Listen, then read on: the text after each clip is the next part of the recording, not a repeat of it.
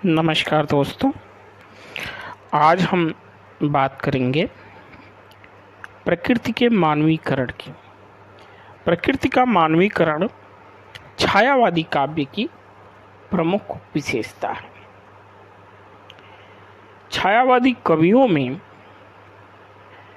यदि हम निराला के काव्य को देखें तो जितना वैविध्यपूर्ण और जन सरोकारों और आत्म सरोकारों से जुड़ी हुई कविता निराला के काव्य संसार में देखने को मिलती है, उतनी अन्य छायावादी कवियों में नहीं देखने को मिलती। तो हम बात करते हैं शाम के सौंदर्य का चित्रण कैसे एक छायावादी कवि करता है और किस रूप में उसके पूर्व के कवि कर रहे थे।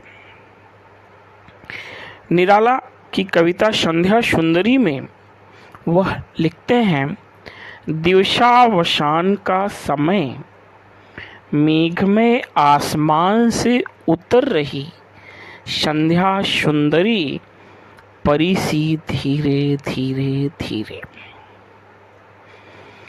इसी तरह शाम के अवसान का समय छायावादी के पूर्व युग में अयोध्या सिंह हरिऔध की कविता में देखते हैं तो दिखता है, दिवसावसान का समय गगन भी कुछ लोलित हो चला, तरु शिखा पर अब राजती कमलनी कुल बल्लभ की प्रभा।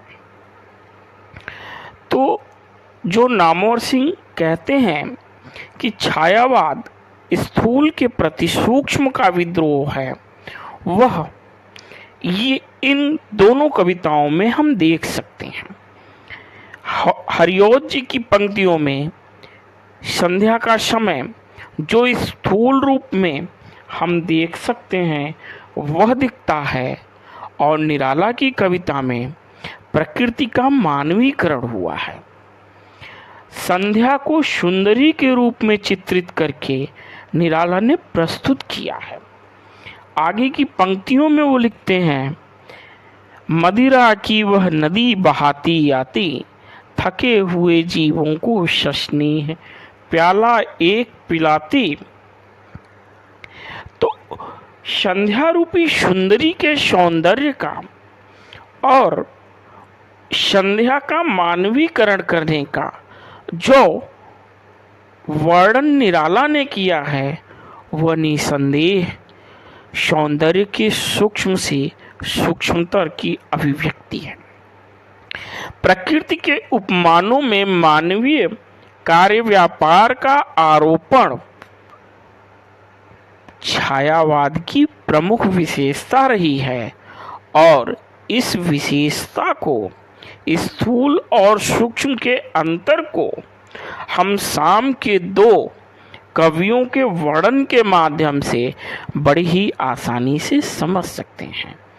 एक ओर जहाँ स्थूल वर्णन है, दिवसावसान का समय गगन भी कुछ लोलित हो चला, वही दूसरी ओर संध्या रूपी सुंदरी का वर्णन है जो हमारी कल्पनाशीलता के द्वारा ही हम समझ सकते हैं। धन्यवाद।